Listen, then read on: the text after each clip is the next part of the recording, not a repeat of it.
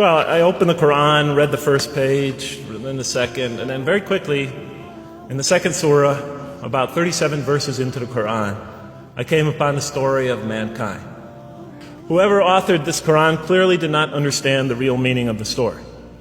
And so I just read through it once, and then I read through it again, just to try to see what kind of point the author was making, and then I read through it a third time and a fourth, and then I realized this is something strange going on here.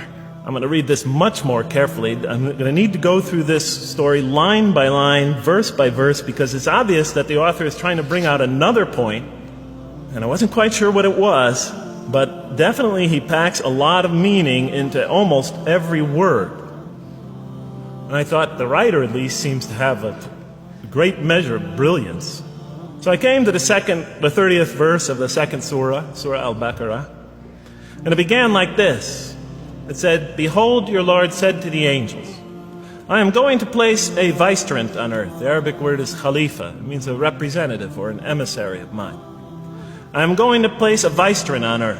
And they said, the angels said, "Will you place therein one who will spread corruption and shed blood, while we celebrate your praises and glorify your holiness?" And God said, He said, "Truly I know what you do not know." See, that's the verse that hooked me. That's the verse that caught my attention. That's the one that kept on making me read the story again and again and again. Because listen to the way it begins. "Behold, your Lord said to the angels, I am going to place a representative of mine on earth, a vicegerent of mine, an emissary, one who acts on my behalf." I thought, that's not the way it goes. You're not supposed to be placing man on the earth in some positive role, some elective office. You place man on earth as a punishment for his sin. Clearly, I knew the author didn't quite get the point. But still, it was an amazing line. But then I come to the next line, and it says, "And the angels say, will you place therein one who will spread corruption and shed blood, while we celebrate your praises and glorify you?" I looked at it again. I couldn't believe the question. They said, "Will you place therein one who will spread corruption and shed blood, while we, the angels, celebrate your praises and glorify you?" I looked at that and I said, exactly. That would be my question.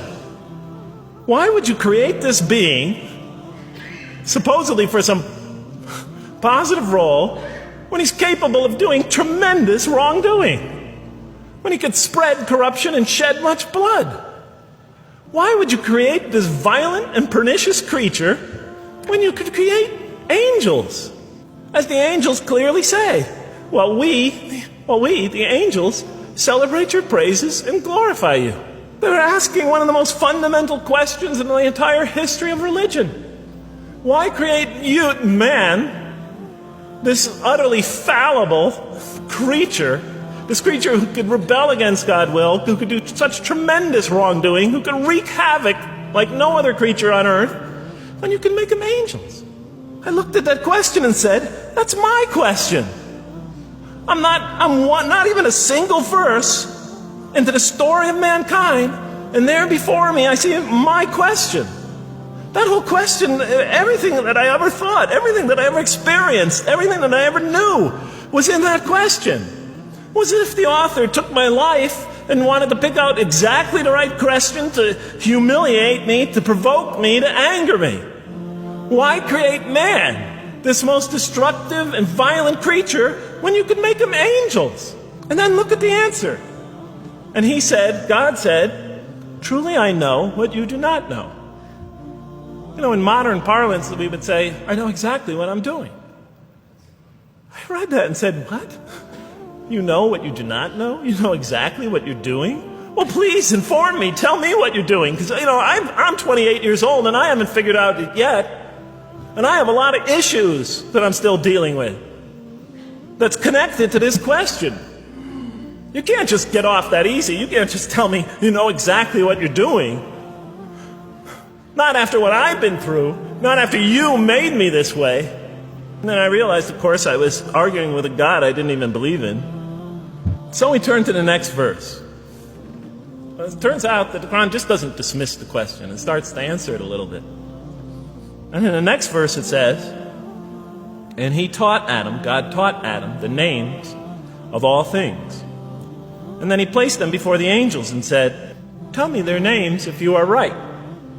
And he taught Adam the names of all things. So here we see Adam is not only just a creature who knows how to name things, who's acquiring the gift of language, but he's also a learning creature. God is teaching him. And right here, right in this verse, and it'll come even clearer in the subsequent verses, that the very first thing that the Quran is going to emphasize here is man's intellect. He is a learning creature. He is taught. And what is he taught? What is one of the great intellectual gifts he's given in response to the angel's question? The gift of language. And so I'll see later in the Quran, when the Quran will emphasize this again and again and again. Like in one verse it says, read in the name of your Lord who created a man out of a tiny creature that clings. Read, it commands the reader. For your Lord is most bountiful. Why is he most bountiful? What great gift did he give you? For he taught man the use of the pen, and through it taught him what he otherwise could not know.